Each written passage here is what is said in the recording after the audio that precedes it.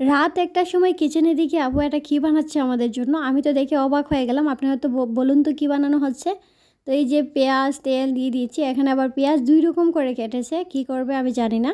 তো দেখা যাক কী বানায়। তারপর হচ্ছে গিয়ে কাঁচামরিচ দিয়ে দিয়েছে। আমি এখনও কিন্তু বুঝতে পারছি না কী করবে। তো এবার চিকেনগুলো দিচ্ছি। চিকেনগুলো হচ্ছে গিয়ে ম্যারিনেট করা ছিল কিছু একটা দিয়ে। আমি জানি না, যেহেতু আমি পরে আসছি।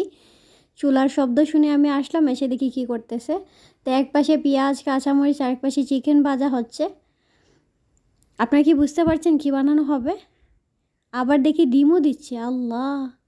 তো দেখেন ২টা ডিম দিয়ে দিয়েছে। এবার আবার ডিমটাকে ঘেঁটে দিচ্ছে, নাড়াচাড়া করে নিয়েছে। এবার টমেটো দিয়ে দিয়েছে।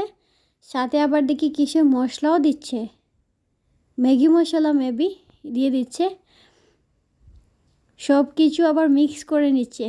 একসাথে যেহেতু মিক্স করবে, আলাদা করে বাজার কী দরকার ছিল, একসাথে দিয়ে দিলেই হতো। বুঝলাম না ব্যাপারটা। এবার এগুলোকে ভালো করে ফ্রাই করে নিচ্ছে। এবার হচ্ছে গিয়ে ক্যাপসিকাম যেটা ফ্রোজেন করা ছিল ওইটা দিয়ে দিবে। এটা কিন্তু আমি ফ্রোজেন করেছিলাম আর আপু এনে দিয়েছিল। ও মা, পরে দেখি পাস্তা বানাচ্ছে। আমি কিন্তু বুঝতে পারিনি প্রথমে কী রেসিপি করতেছে, পরে দেখি পাস্তা বানাচ্ছে।